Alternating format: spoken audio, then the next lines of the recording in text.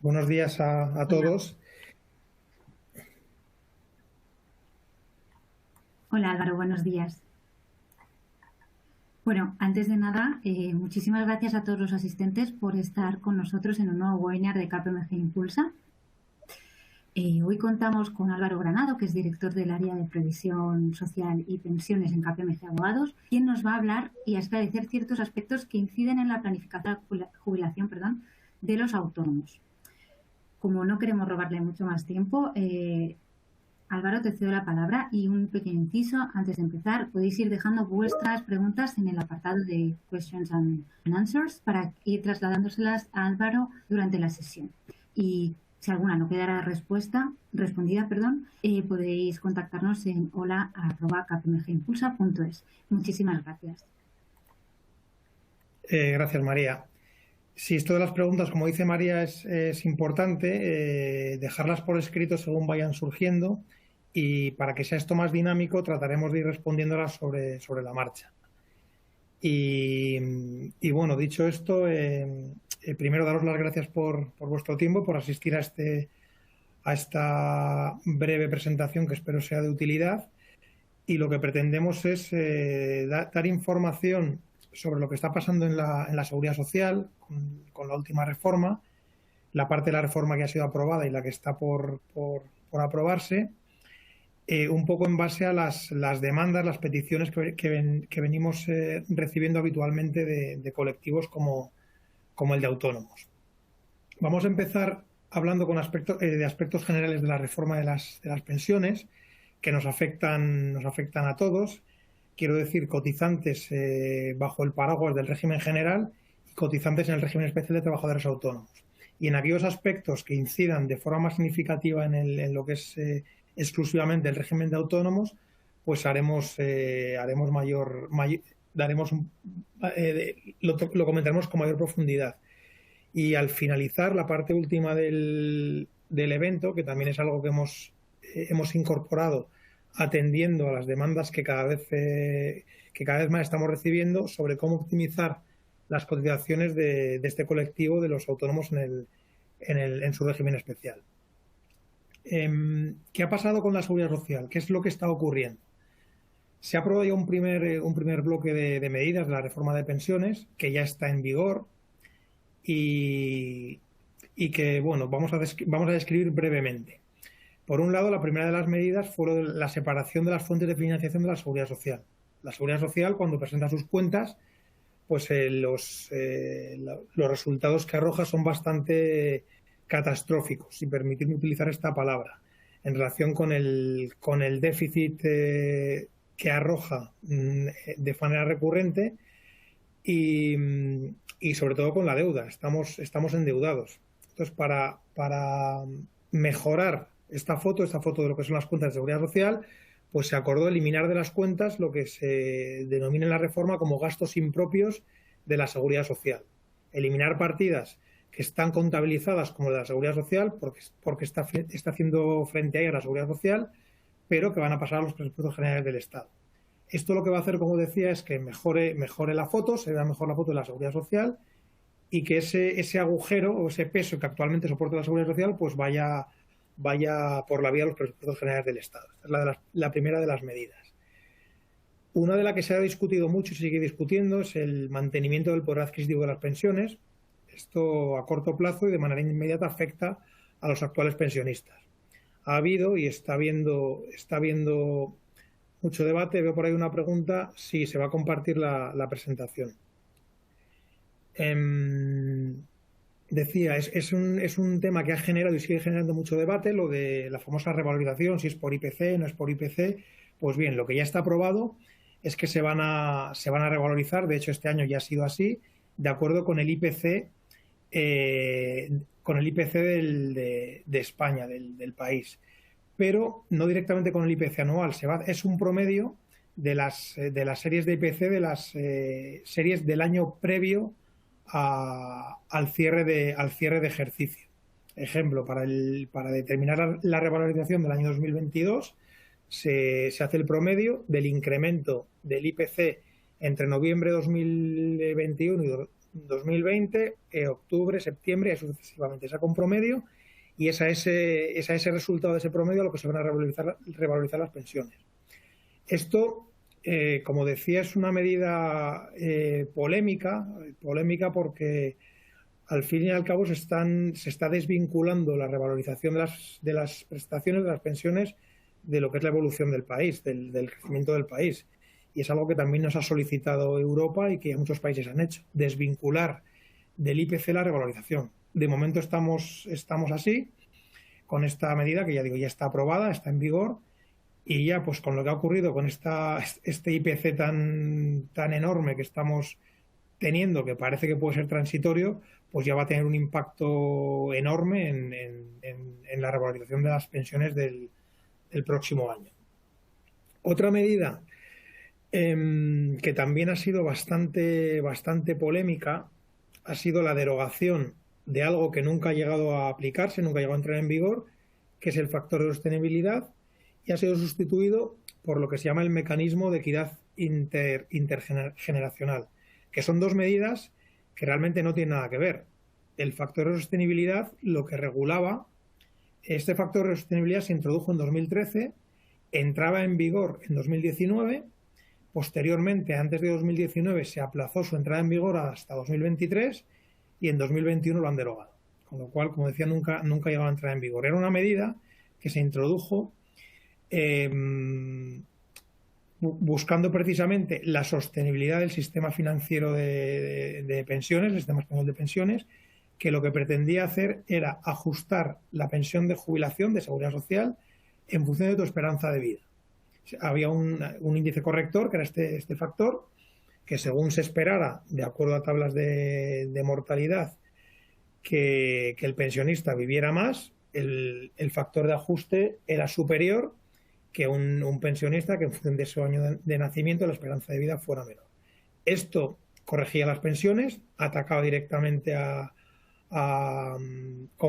trataba de combatir la sostenibilidad desde el punto de vista del gasto, y, como decía, se ha sustituido por una herramienta con el mismo objetivo, que es combatir la sostenibilidad, pero que no tiene nada que ver, porque lo que hace es una medida impulsada a incrementar el ingreso, es una medida recaudatoria, ¿vale? Medida que, bueno, se va a obtener de recaudaciones de la empresa y del trabajador. En el caso de los autónomos, pues directamente a su cuota de autónomos. Como decía, esta medida no tiene nada que ver, es una medida temporal, porque entra en vigor 2023 por un periodo de 10 años. Después de estos 10 años, según dice la ley, pues bueno, en función de cómo esté la situación financiera del sistema, pues verá si se amplía la medida, o si se incluyen otras medidas correctoras. Esta medida, como decía, es recaudatoria. Vamos a ver si consigue el objetivo que pretende, que es dotar de más liquidez el sistema para pagar pensiones. Se ha tomado como medida temporal 10 años, por lo que se ha dicho es para ir afrontando los pagos de los jubilados del baby boom. En los próximos años se espera una ola grande de jubilados de las generaciones que han nacido a partir del año 60, 70. Yo no he hecho los números, pero por los números que han hecho, suponiendo que esta medida surte efecto, teniendo en cuenta los ingresos que se esperan obtener, pues no va a dar para pagar las pensiones. Puede ser, como decía, una medida temporal, pero al final hay que tener en cuenta que las pensiones se pagan de forma vitalicia, no durante 10 años. Y una vez que yo he causado pensión, la voy a seguir cobrando hasta que fallezca. Por otro lado, que esta medida también tiene su peso en las empresas, en los cotizantes, en los propios autónomos. Le estás incrementando su coste, en caso de empresa un coste de personal, en el caso de autónomo pues su cuota de seguridad social. Le estoy restando competitividad. Vamos a ver si esta medida, pues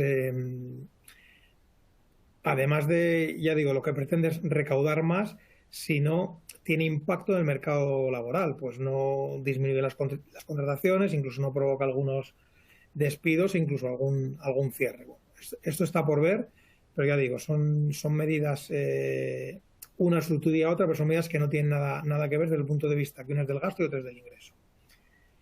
Complemento de maternidad.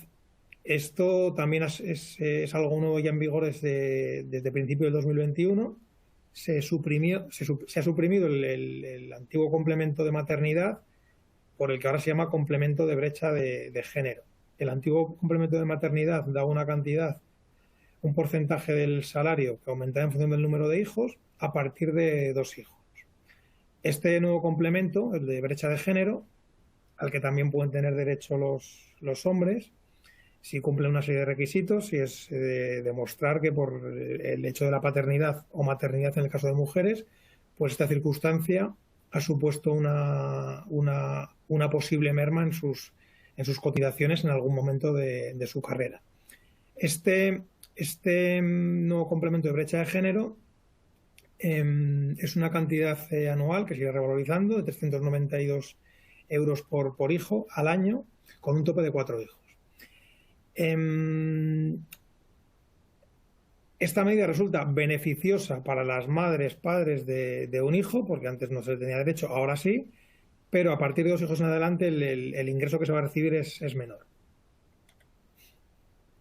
Como decía, si vais teniendo preguntas, las podemos ver sobre la marcha.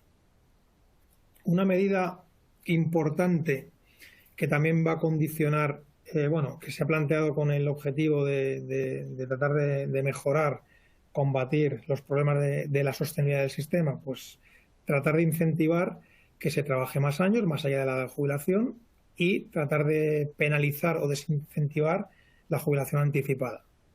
Que esto último no se ha conseguido del todo y ahora explico por qué. En cuanto a la jubilación más allá de la edad ordinaria, lo que llamamos jubilación prolongada, aprovecho para explicar cuál es la edad de jubilación legal, que de acuerdo con la ley, la edad de jubilación legal estamos en un periodo transitorio, es menos de 67. Al finalizar este periodo transitorio, que es en el 2026, la edad legal será 67 años, con excepciones. Excepciones es que si una persona, llegados los 65 años, tiene cotizados 38 y 6 meses, puede jubilarse a los 65 años. Si no, su edad de jubilación será 67 o el momento en que cumplirá los 38 años y medio, si esto se produjese antes de los 67 años. Lo que pretende esta medida de incentivación de la jubilación prolongada es que a todas aquellas personas que se vayan más allá de los 65 o 67 se incremente la pensión, ¿vale? Actualmente, esto no es nuevo, había un incremento que variaba entre el 2 y 4%. Ahora contesto una pregunta que he visto referente al complemento de brecha de género, cuando termine de contar esto. Era entre el 2 y el 4 y ahora es el 4% para todo el mundo, con independencia de los años de cotización. Lo que sí que es nuevo, aparte del 4% lineal para todo el mundo con independencia de los años, es la posibilidad de sustituir este complemento del 4% por un pago único. Un pago único que se determina también en función de los años y de la pensión, que sustituiría este 4%. O una combinación de ambas. Se permite una combinación de este incremento del 4% con el pago único. Pero realmente no está especificado cómo operaría esta fórmula mixta de cobro. Y antes de entrar en la jubilación anticipada, aprovecho para contestar la pregunta que hay, porque también aplicaría esto que acabo de contar. La pregunta es, ¿el complemento por brecha de género procede también si se tiene derecho a la pensión máxima? Sí. Esto es adicional a la pensión máxima. Si tu pensión está topada, se te va a incrementar por este complemento. Y lo mismo ocurriría en lo que acabo de contar, el incremento del 4%. Si tú te jubilas a los 68 años, siendo tu edad de jubilación los 65, tendrías derecho a un incremento del 12% de tu pensión, que sería adicional a la pensión máxima en caso de estar topado por la pensión máxima. Con lo cual esta pregunta viene bien porque afecta a los dos a las dos cosas.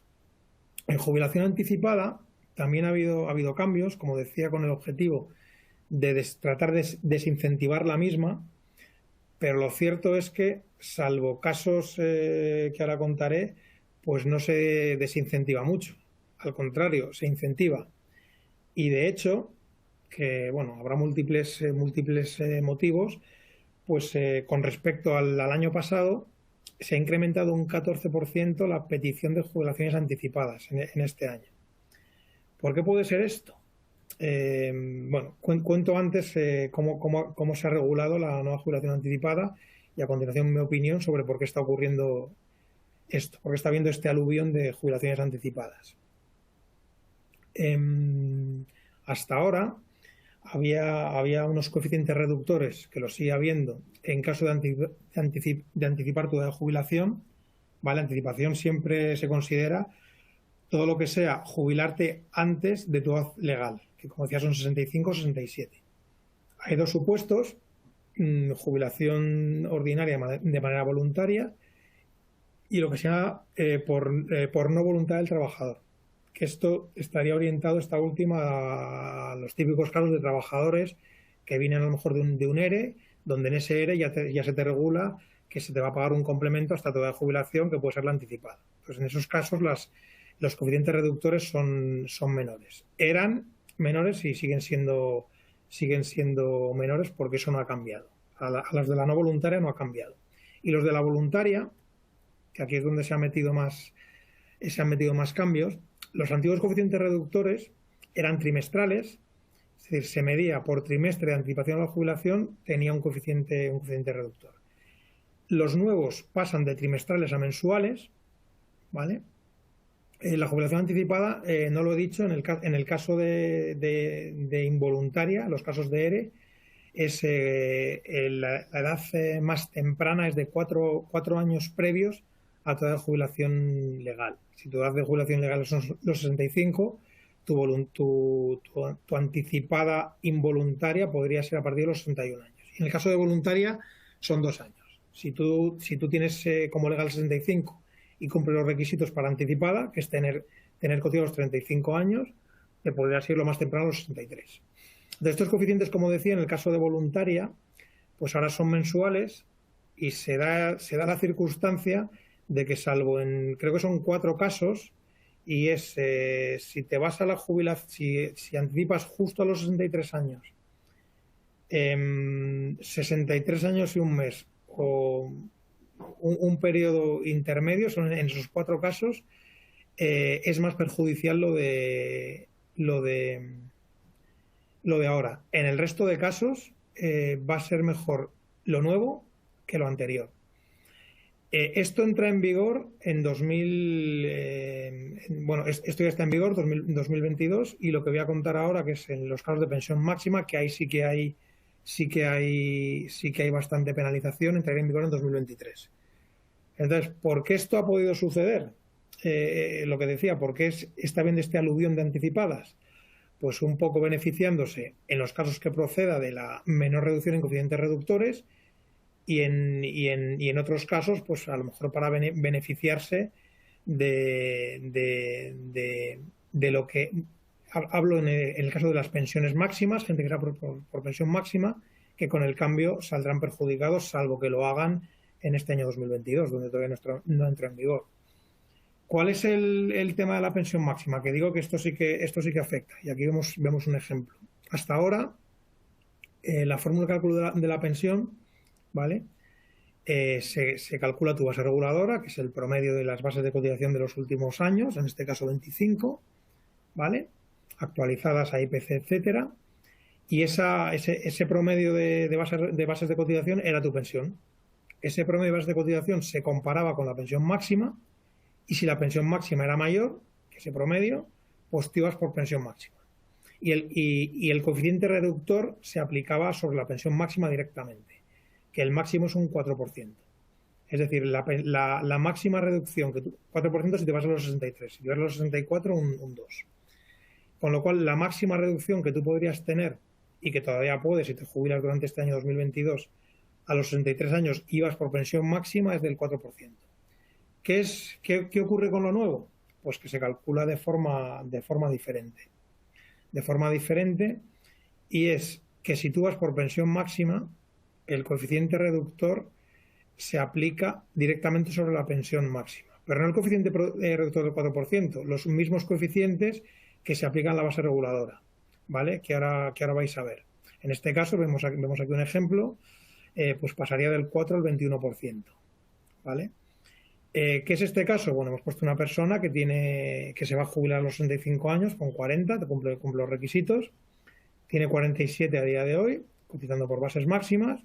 Si se jubilase pues antes de la reforma, anticipadamente, pues recibiría una pensión en su año de jubilación, que sería el 2038, de 56.000 euros del 2038.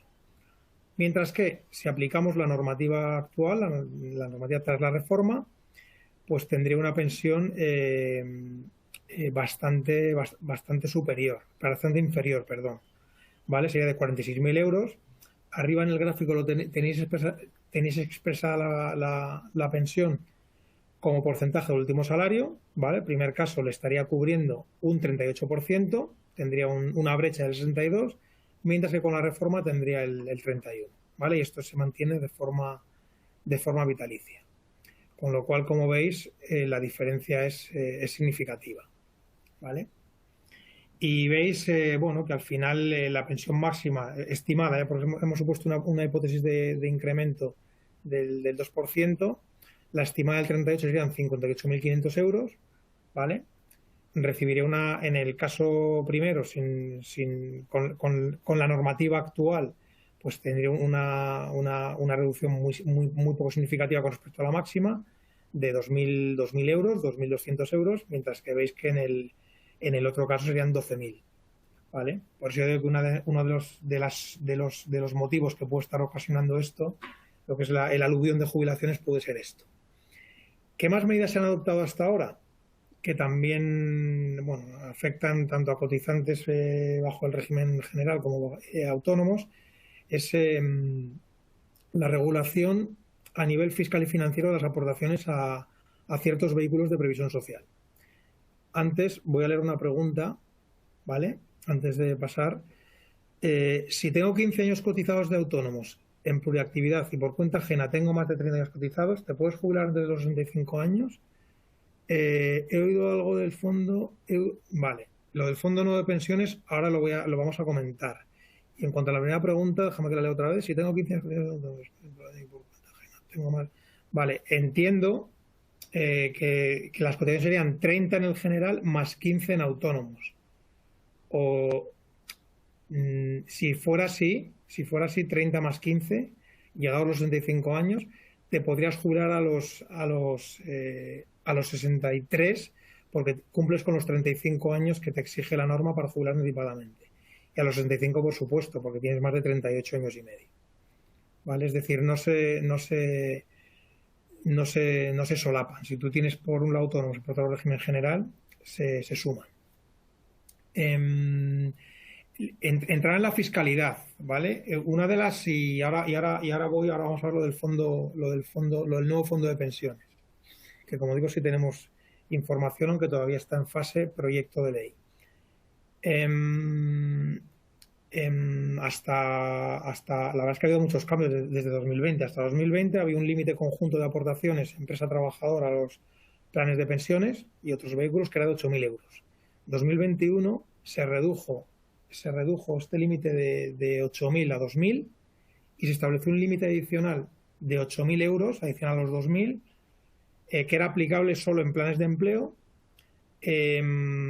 para casos donde la empresa aportase por encima de los 2.000 euros. No se permitían aportaciones del empleado o trabajador por encima de los 2.000.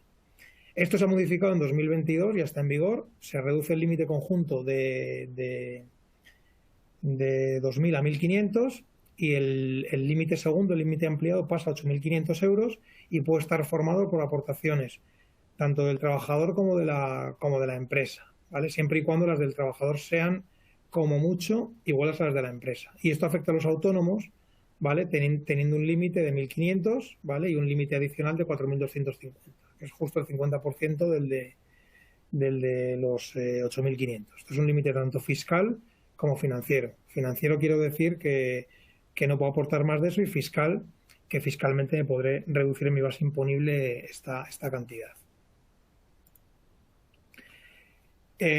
Hasta aquí lo que se ha metido en la reforma.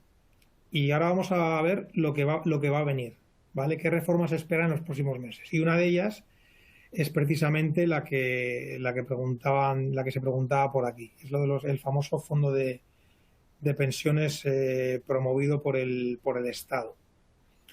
Esto es un proyecto de ley. Bueno, hubo una primera versión un anteproyecto que salió publicado en octubre del año pasado.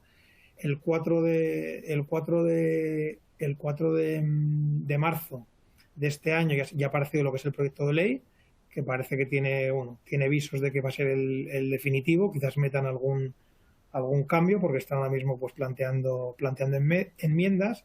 Y esto de lo que se trata es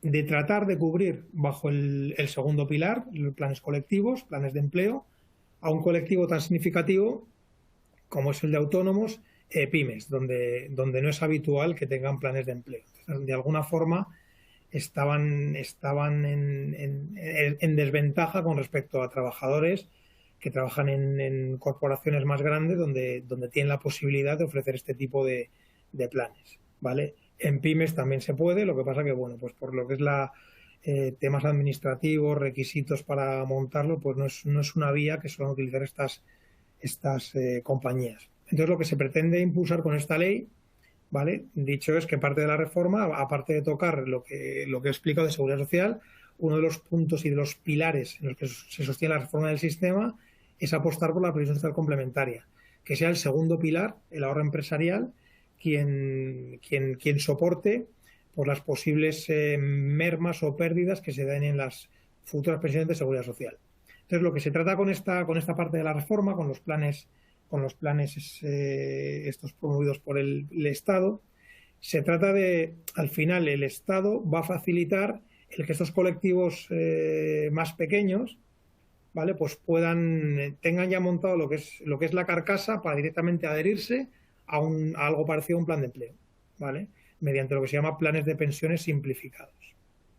El Estado crea los fondos, ahora distintos fondos en función de las distintas estrategias de inversión. El Estado crea la carcasa, crea la comisión de control y comisión promotora, que es el organismo que al final, cuando es comisión promotora, es quien tiene la potestad de crear el plan, el fondo, elegir fondo, y una vez que el fondo está en marcha, se crea lo que es la comisión de control, ¿vale? Que es el organismo que tomará las decisiones con respecto a ese fondo. Novedad, pues que en estos planes de pensiones, que se llaman simplificados, ¿vale? Pues pueden ser promovidos por empresas, como hasta ahora, siempre y cuando este compromiso venga de un convenio colectivo, que esto también es una novedad, ¿vale? También pueden ser promovidos por sindicatos, administraciones públicas, colegios profesionales, asociaciones de autónomos o mutualidades. Quiere decir que si yo soy un trabajador autónomo y estoy asociado en una determinada asociación, pues ERUPTA, ATA o la que fuera, ¿vale? Y se crea un plan ahí, yo me podré adherir a ese plan como autónomo, de forma individual. Pero puedo incluso adherirme a cualquier otro plan promovido por otra asociación distinta a la mía, ¿vale? En ese sentido va a haber bastante flexibilidad. Y ya digo, el proceso de constitución, que es lo que suele dificultar que una empresa pequeña lo cree, pues va a estar creado, con lo cual los trámites van a ser todo mucho más sencillos. Bueno, preguntan por aquí, ¿cuántos años mínimos se tiene que haber cotizado para recibir pensión de jubilación? Son dos requisitos. El mínimo que exige la ley son 15 años. Ese es uno de los requisitos. Y el segundo, que tengo que tener cotizaciones en 2 años en los 15 años previos a la jubilación. Tengo que cumplir los dos. Si yo tengo 15 y los 15 los tengo al principio de mi carrera y no tengo ningún año en los 15 previos, tendré derecho a una pensión de 0, no tendré derecho a pensión. ¿Vale? Mientras que si tengo 15 o 16 y tengo dos entre en este caso me iría a los 67, entre los 67 y los 52, ¿vale? Pues tendría derecho a pensión. Aquí, bueno, es una noticia que ya ha salido, que precisamente aprovechando este tema que comentaba de este proyecto de ley, pues SUPTA ya ha dicho que promoverá un plan de pensiones para los autónomos dentro de este marco de los planes promovidos por el Estado. ¿Qué más incluye este proyecto de ley? Además de lo de la promoción de estos planes, bueno, pues se modifican los límites de aportaciones. Lo que explico antes de los 1.500/8.500, ¿vale? Pues tiene, ya lo he comentado, pero bueno, lo recalco ahora. Esto está en el proyecto de ley, que es el tercer punto que está en azul, que además en caso de un autónomo, en caso de estos 1.500 euros como límite general, podrá aportar estos 4.250 euros siempre y cuando se corresponda con un plan simplificado. Es decir, en el caso que hemos visto, bueno, caso no, en el ejemplo que ponemos aquí, la noticia que UPTA ya anunció que promoverá un plan, pues si yo soy un autónomo, esté o no asociado en UPTA, ¿vale? Si estoy asociado me puedo adherir y si no estoy asociado también. Si yo tengo agotados mis 1.500, podré aportar bajo ese paraguas de ese plan colectivo los 4.250 euros, ¿vale? Otra reforma que ahora vamos a profundizar bastante en relación con precisamente los trabajadores autónomos y sobre lo que se está discutiendo muchísimo y parece que es difícil llegar a consenso, ¿vale? Se hablaba en principio de meter en la norma que se cotizase por los ingresos reales, o sea, que fuera esa su base de cotización, ¿vale? Está habiendo múltiples propuestas, la negociación es verdad que no se está haciendo pública y todo lo que conocemos es por las noticias y bueno, se están viendo pues distintas propuestas del gobierno, contrapropuestas de los autónomos, pero parece que está siendo complicado llegar a un acuerdo. Lo último que hemos visto, pues esto es una noticia del 28 de febrero, ¿vale? Que viene de ATA, era establecer una serie de tramos de ingresos, ¿vale? O rendimientos, y en función de estos tramos que se pueden ver aquí, establecer tu base de cotización mínima y por tanto la cuota, ¿vale? Pero esto, como digo, está totalmente atascado, ¿vale? Al menos es lo que estamos escuchando, pero parece que pueden ir por ahí los tiros, pero veremos en qué queda, ¿vale? Bueno, aquí hay ejemplos de noticias, ¿vale? De lo que propone el gobierno, las opiniones, los mensajes en contra y sobre todo una cosa importante y sobre lo que ahora vamos a profundizar con algún ejemplo, ¿vale? Abajo a la izquierda, en la noticia de economía, donde se dice que las pensiones de 1,5 millones de autónomos se reducirán un 30% con el plan de Escrivá, ¿vale? Esto es por esto, ¿vale? Hay una base mínima de 960 euros mensuales, ¿vale? Con lo cual, todo lo que sea cotizar por debajo de esta base automáticamente va a tener impacto en mi pensión y me va a ser reducida. Y lo mismo que en estos tramos, habrá también penalizaciones, ¿vale? Si me están obligando a cotizar por una base inferior a la que estoy cotizando en función de mi tramo, pues también tendrá impacto en la pensión. Pero esto lo vamos a ver ahora. ¿Qué más cosas van a venir en el segundo bloque de medidas de la reforma? Ahora leo la otra pregunta antes de pasar a los ejemplos, que también es salido de lo que estamos comentando. ¿Vale? También se habla del aumento del periodo de cálculo de las pensiones. Como decía antes, estamos en un periodo transitorio. Bajo este periodo transitorio, al finalizar el periodo transitorio, bueno, ya en 2025 creo que ya serían los 25 años, para calcular mi pensión yo tendré que tomar los 25 años de bases de cotización previos a la jubilación. Si yo me jubilo a los 65, la Seguridad Social contará mis bases de cotización de los 40 en adelante para calcular la pensión, ¿vale? Y lo que se está hablando, bueno, se han escuchado muchas cosas, de ampliar este periodo de 25 a 35 incluso el de llegar a toda la vida laboral, ¿vale? Pero esto todavía está pendiente de aprobación. Y luego, bueno, también se ha hablado de lo que es adecuar las bases de cotización, ¿vale? Al final tenemos las bases topadas, hay una base máxima por encima de la cual, si mis ingresos son superiores, yo no puedo cotizar, ¿vale? Entonces se ha hablado también de ampliar este margen de cotizaciones en función de incrementar todavía más las bases máximas.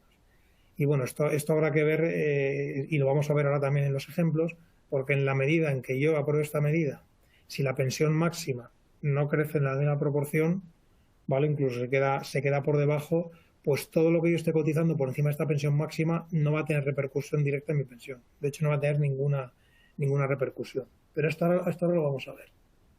Vale, una pregunta que leo. Si perdieses el trabajo 2 años antes de jubilarte, ¿no tendrías derecho a jubilación?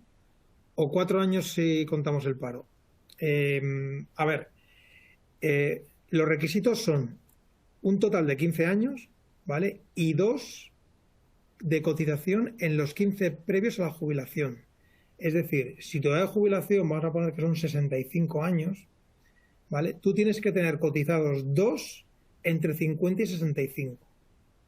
Es decir, si tú has cotizado a los 53 y a los 54 y no has vuelto a cotizar hasta los 65 y tienes más de 15 años en total, sí podrás jubilarte, ¿vale? Y por supuesto los años de paro cuentan efectos de cotización porque se está cotizando, ¿vale?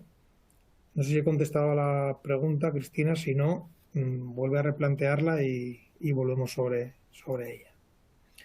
Y esto, bueno, ya para el segundo bloque de esta presentación, que es un poco más práctico, que hemos creído oportuno presentarlo, porque digo que es una demanda que tenemos de mucha gente que cotiza en el régimen general de autónomos y que nos pide este servicio. Entonces queremos explicarlo para que se entienda, ¿vale? Bueno, por un lado, esto que he explicado de cómo funcionan las pensiones, los cálculos, pues es exactamente igual en el régimen general que en el régimen especial de trabajadores autónomos, con pequeños matices, ¿vale? El matiz fundamental es que en el régimen general, pues tú no eliges tu base, te viene directamente marcada, y en el de autónomos tú la puedes elegir, con todo lo que eso implica, ¿vale? Que vamos a ver ahora. Y esto, creo importante recalcarlo porque hay la creencia de que por cotizar en el régimen especial de autónomos mi pensión va a ser menor. Y es sí con matices. Es sí si yo elijo cotizar por una base inferior a la que me correspondería si estoy en el régimen general. Si yo cotizo lo que me corresponde, ¿vale? Pues no va a haber ninguna diferencia entre la pensión que te dé el RETA y la pensión del régimen general, ¿vale? Y ya digo que se cuenta, entre comillas, con la ventaja de yo poder planificarme mi pensión y elegir mi base de cotización. ¿Cómo funciona este régimen especial en cuanto a la elección de base de cotización a día de hoy? Bueno, hay una base mínima mensual, que decíamos que es de 960 euros. Hay una base máxima, en 2022 son 4.139, y yo puedo elegir, ya digo, a día de hoy, vamos a ver cómo queda la reforma. Yo, como cotizante en este régimen especial, puedo elegir mi base de cotización dentro de este rango, entre la mínima y la máxima. Esto ocurre hasta los 47 años. Llegados los 47 años, ya con los 48, pues me cambian las normas, ¿vale? Por eso es importante, ahora vais a ver lo que ha ocurrido antes de los 48. Si yo, la base de cotización con la que vengo antes de los 48 está entre 1.035 euros y 2.113 euros mensuales, ¿vale? Estoy por encima de la mínima, pero no alcanzo la máxima, ¿vale?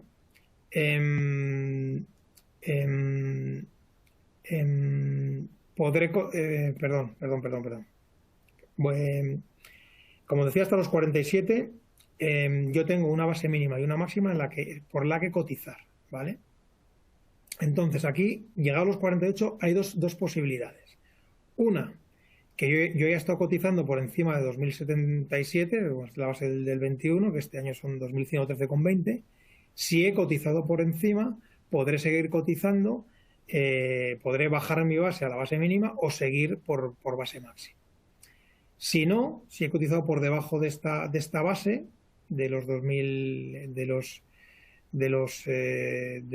2077, podré elegir entre 1035 y 2113. Tendrá que estar en ese abanico para cotizar, ¿vale? Entre la mínima y 2113 euros. Siguiente posibilidad.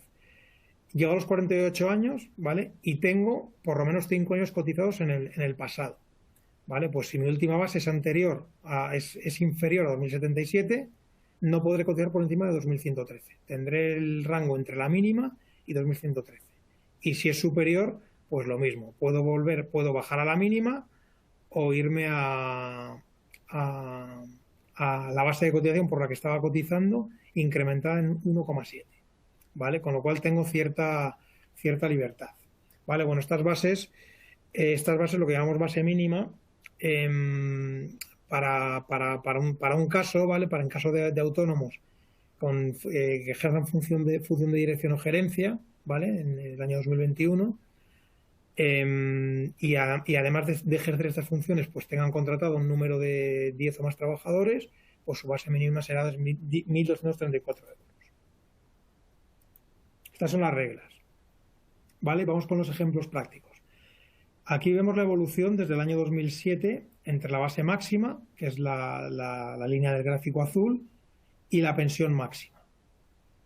Entonces veis que, bueno, hasta cierto momento, hasta 2012, la base máxima siempre ha sido superior a la pensión máxima, pero que, bueno, que la evolución es paralela. Y desde el año 2012, pues veis que la evolución no es paralela y es bastante irregular. Ha crecido bastante más la base máxima que la pensión. Lo que quiere decir lo que comentaba aquí, que todo lo que yo esté cotizando por aquí, en este tramo, no va a originar una mayor pensión, porque tendré esto topado. O sea, yo estoy cotizando toda la vida por base máxima, ¿vale? Haciendo este promedio de mis bases de cotización de los últimos años, voy a tener una pensión muy superior a esto, que no voy a recibir, ¿vale? Con lo cual, de ahí viene una de las consultas que veo que recibimos de forma muy, muy recurrente y que, bueno, pues que solemos ayudar a quien nos consulta, ¿vale? Hemos visto, pues, bueno, esto es un ejemplo, ¿vale? Habría que ver cada caso particular. Esto es un ejemplo que hemos tenido, ¿vale? Y es una persona que ha venido cotizando por base máxima y, bueno, pues quería saber, bueno, pues si las cotizaciones que estaba realizando actualmente, pues si se las podría ahorrar o no.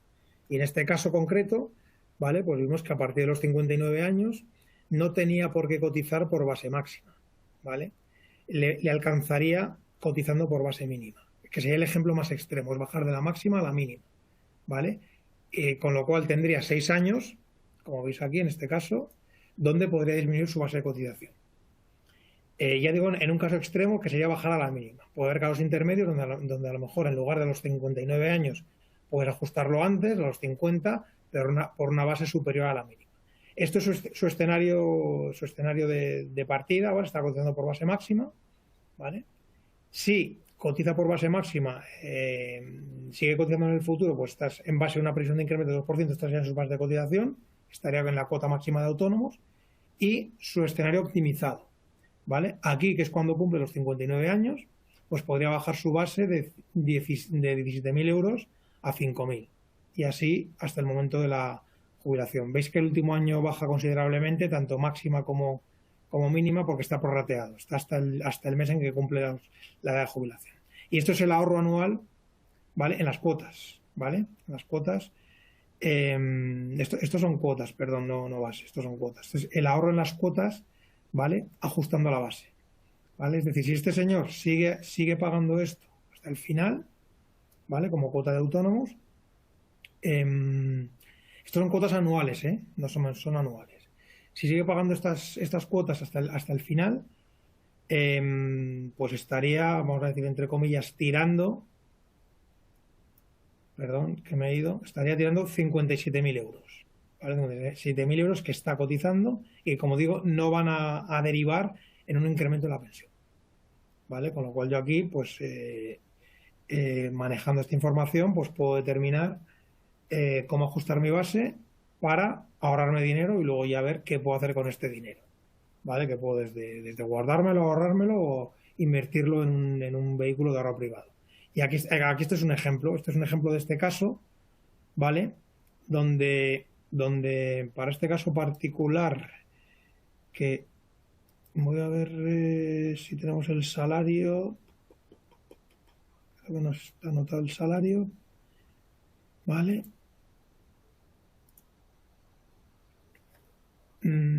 Para este caso particular, la pensión de jubilación de seguridad social le cubriría un 30 y pico %, ¿vale? De su último salario, ¿vale? Y tendría una descobertura del 61% del salario. Esto, una vez jubilado, es lo que dejaría de ganar.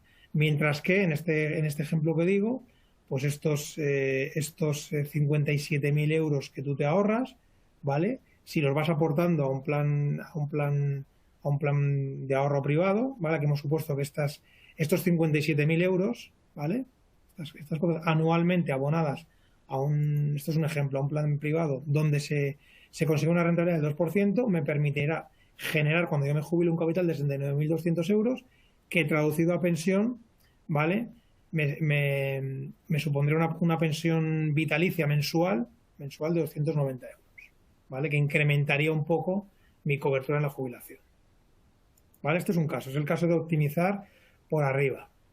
Gente que está cotizando por base máxima sin tener que hacerlo. Esto también, importante, esto es algo que, bueno, que se hace teniendo en cuenta la normativa actual, ¿vale? Hay que estar pendiente ante posibles cambios, ¿vale? Por si los cambios pudieran afectar a esta elección de la base.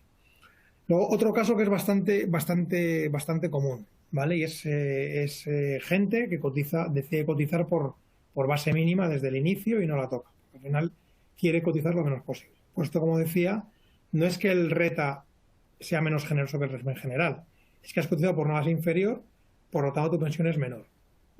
Y este caso, ¿vale? Es una persona que tiene 48 años, ¿vale? Y que ha cotizado por base mínima y hasta la jubilación le quedan 17 años.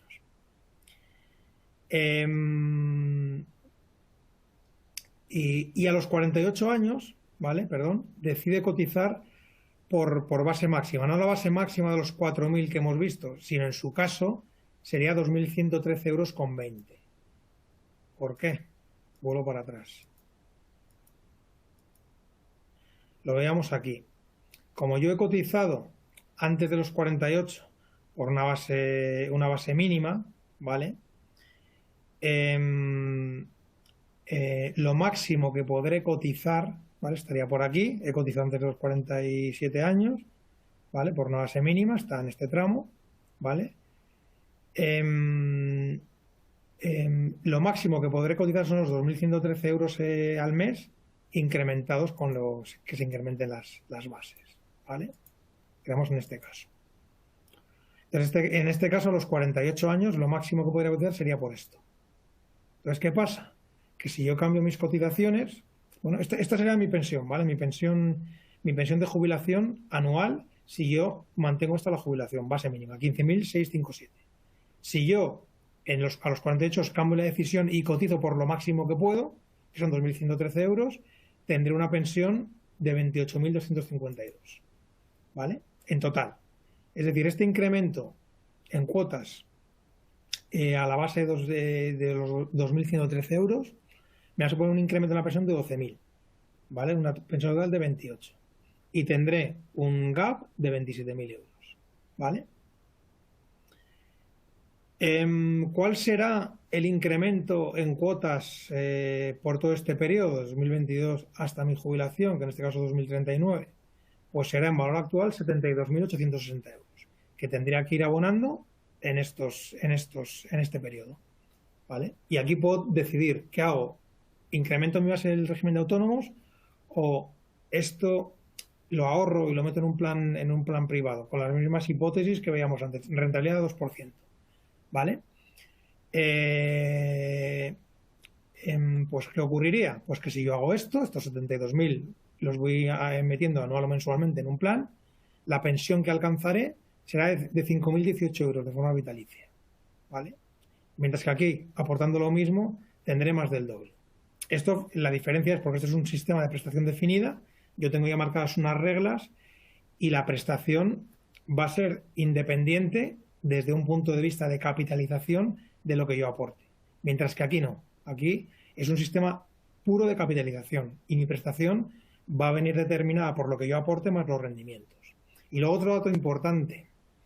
Este valor actual de las cotizaciones, estos 72.860 euros, que sería poner la suma en valor actual de mi incremento en cuotas desde 48 años, ¿vale? Como digo, son 72.000 euros. Si yo estos 12.596 euros los capitalizo, es decir, ¿cuál va a ser, teniendo en cuenta la esperanza de vida de las tablas de mortalidad, cuál va a ser el capital que yo recibiría si pudiera transformar esta pensión en capital? Sería 182.000. Es decir, estoy incrementando en costes 72.000, obteniendo un potencial beneficio de 182.000 euros en base a mi esperanza de vida, ¿vale? Con lo cual sí que hay que pensarse muy bien a la hora de tomar esta decisión si decido, pues esto que me ahorro, meterlo en un sistema privado, ¿vale? O meterlo aquí. O las dos cosas. Lo ideal serían las dos cosas. Pero como veis, se optimizan con la normativa a día de hoy, se optimizan más las cotizaciones que yo hago al sistema público que al privado. Y aquí hay otro caso, es una persona de 45 años, ¿vale? En 45 años tengo total libertad, ¿vale? Donde he estado cotizando por base mínima y a los 45 decido cambiar. La pensión en este caso sería de 16.543, ¿vale?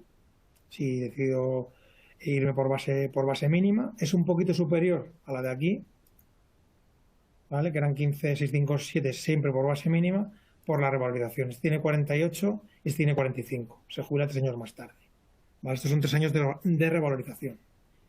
Y en este caso es si a los 45 años, ¿vale? Pues decido cambiar y subir a base máxima. ¿Qué es lo que ocurre? Pues que tendré una pensión de 42.105 euros. Total 58.000. Que veis que está muy por encima de la máxima porque estamos hablando de euros del 2043. ¿Vale? Estaríamos en topes máximos. ¿Vale? Esto me costaría, este incremento a la base máxima desde el año 2022 en 20 años, 236.458 euros, ¿vale? Que equivaldría a una pensión de 42.105 euros, que traducido a capital serían 582.000 euros, ¿vale? Estoy invirtiendo 236 para obtener un capital de 582.000 euros. Que este capital de 582 sería esta pensión de 42.105 por el numerario de mi esperanza de vida, ¿vale? Al final, si vivo lo que me dicen las tablas, terminaré cobrando esto, ¿vale? Y lo mismo, el mismo ejemplo que veíamos antes. Si en lugar de meter esto a cotizaciones, me dedico a ahorrarlo en un esquema privado donde voy metiendo este diferencial, ¿vale? En un seguro, por ejemplo, un fondo de inversión, y obtengo una rentabilidad del 2%, pues esto me genera una pensión vitalicia de 17.000 euros, ¿vale? Lo cual supondrá un gap sobre la pensión máxima de 25.000, ¿vale? Ya digo, lo ideal siempre es combinar el sistema público con el privado. El público, como veis, al final lo que yo voy a obtener es mucho más que lo que yo obtendría vía capitalización en un sistema privado. Por lo tanto, bueno, mi recomendación, lo ideal es por supuesto combinar ambas, maximizar esto, ¿vale? Y en la medida de lo posible, si es necesario, a lo mejor veo que no es necesario, pues también tratar de ahorrar por aquí. Esto es todo, ¿vale? Esto es el final de la presentación, ¿vale? Creo que sí es importante, ¿vale? Con independencia de que se tomen o no decisiones, que ya digo que es algo que también hacemos bastante, y es que el trabajador autónomo, bueno, está aplicado tanto al autónomo como al régimen general, pues que sepa que tenga esta información mínima, ¿vale? Y es saber, de acuerdo a lo que las decisiones que ha tomado actualmente, que es su base de cotización, pues qué es lo que se está jugando, qué pensión va a cobrar, ¿vale? Por lo menos tener esta información, ¿vale? Como punto de partida para tomar decisiones. Y, a lo mejor es que no puedo hacer más, es que a lo mejor no puedo cotizar por encima de esto, ¿vale? Pero a lo mejor sí puedo y no estoy haciendo nada pues por falta de información, que es verdad que el sistema que tenemos a día de hoy, el sistema público, pues no tenemos información de este tipo, no sabemos, sí, lo que estamos cotizando, cuando te acercas a la jubilación te hacen una simulación, pero a largo plazo no sabemos los impactos que tiene en mi futura pensión una decisión que yo tome en cuanto a mi cotización. Y esto es importante saberlo, como digo, pues para, con información, pues decidir si me mantengo aquí o si hago cosas para incrementar mi pensión, ¿vale? Ya digo que todo esto es algo que cada vez nos están demandando más. Y bueno, esto es todo por nuestra parte. No sé si hay más preguntas. Yo estoy viendo las que aparecen en pantalla y no me han aparecido más, pero No, si queréis plantearlas ahora. Sí, ¿Perdón? justo es lo que iba a comentar también. Si querían plantear alguna pregunta más, pues todavía disponíamos de tiempo, pero por el momento no ha llegado ninguna.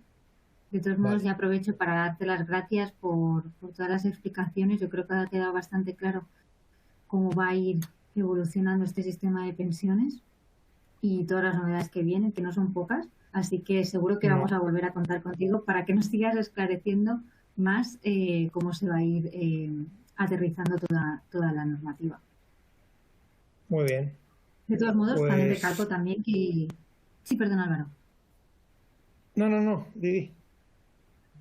Que si tienen alguna duda después, pues como ya decía al principio, podéis enviarnos un email a hola@kpmgimpulsa.es.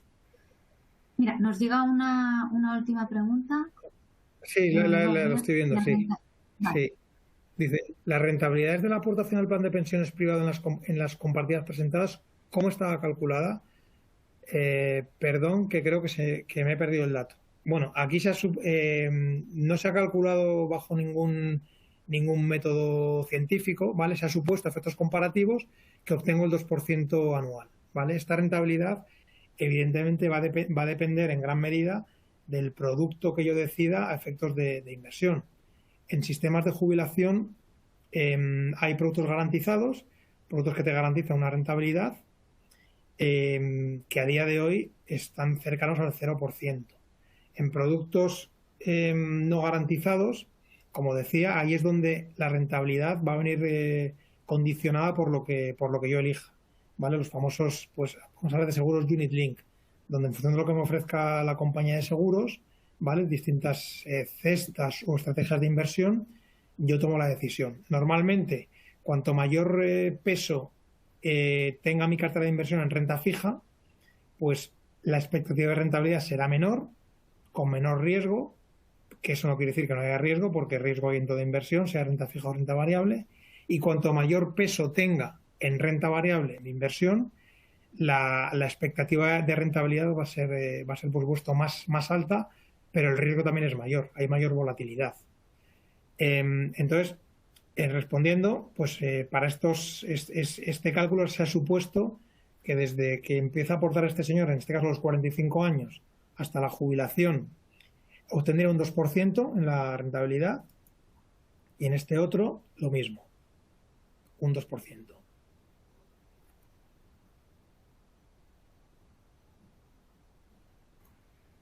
Se ha elegido una hipótesis conservadora, ¿vale? Que es la que se suele utilizar en este tipo de vehículos de ahorro, donde la decisión, aunque esto ya digo es individual y depende de cada uno, ¿vale? Pero al final sobre todo en sistemas colectivos, la premisa es no perder capital, la primera premisa, y por supuesto ganar cierta rentabilidad. Pero al ser la premisa no perder capital, pues es lógico que lo que se pretenda es que el mayor peso de la inversión recaiga en la renta fija.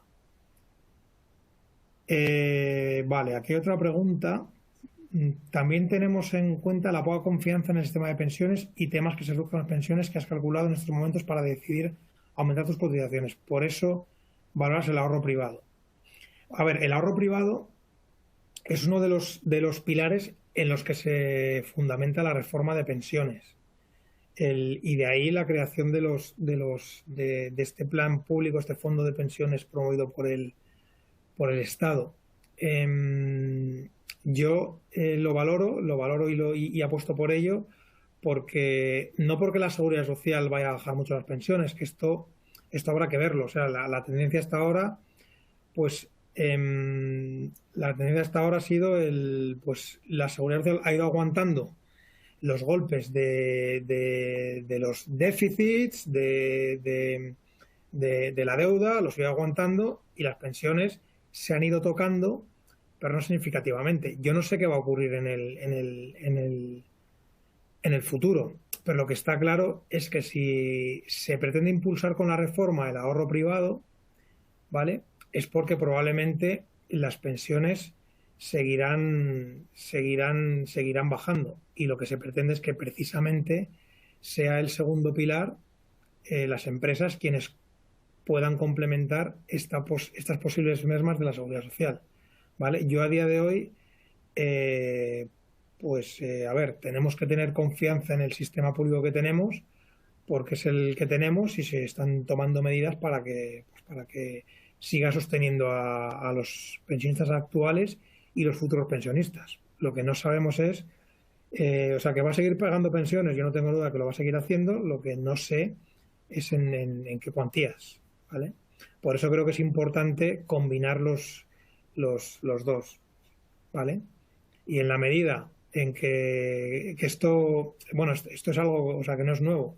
Todos los países tienen su sistema público, ¿vale?, más o menos desarrollado. En la medida en que el sistema privado es más potente, el sistema público, al revés. En la medida en que el sistema público es menos potente, pues el sistema privado, lógicamente, es mucho más fuerte. Pasa en Estados Unidos, pasa en Holanda. Aquí estamos en una situación un poco complicada, porque tenemos un sistema muy potente.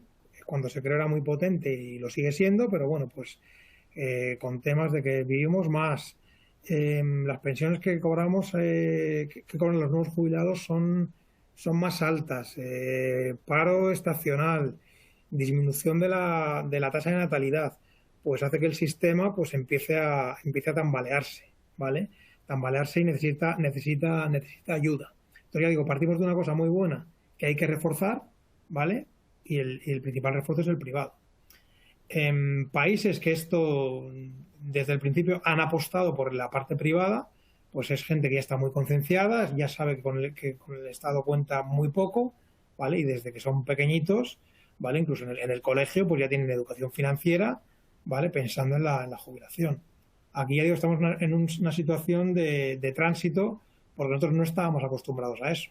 Entonces, poco a poco, ¿vale?, aunque yo creo que habría que hacerlo de forma más rápida, pues nos van metiendo la necesidad del ahorro privado. Por eso creo que es muy importante, como parte de esta concienciación, pues que tengamos esta información. Es decir, que sepamos todos esto, ¿vale? ¿Cuál va a ser mi pensión? El famoso sobre naranja que se introdujo en 2011, en la reforma de seguridad de 2011, y que no se llegó a desarrollar reglamentariamente, y que nunca entró en vigor. Entonces, partimos de ahí, falta de comunicación que hace, porque esto no lo terminamos de ver, pero bueno, que habrá que verlo, ya digo, y el sistema privado va a ser necesario.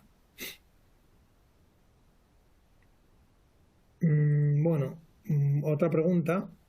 Yo llevo años complementando el ahorro con metales preciosos, oro, platino, etcétera, y me ha rendido muchísimo. Lo próximo sería indexar mi plan de pensiones de materia prima, energía, tal, gas, uranio.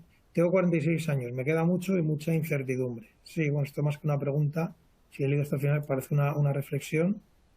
Sí, efectivamente, hay mucha incertidumbre, y yo estoy de acuerdo que efectivamente hay que complementar lo público, ya sea con un plan financiero, pues un plan de pensiones, y las inversiones que tú comentas en oro, energía, que efectivamente tiene pinta de que va a dar réditos, o cualquier cosa, vivienda, cualquier cosa. Lo importante es complementarlo, y por supuesto, lo decía, tener información para saber lo que debería complementar,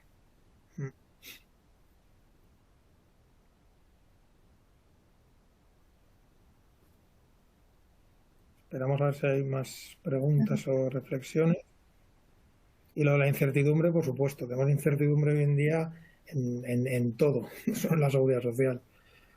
Vamos, incertidumbre que van cambiando las cosas casi de día en día. Pero bueno, hay que manejar lo que sabemos con esta incertidumbre, incluyendo las pensiones.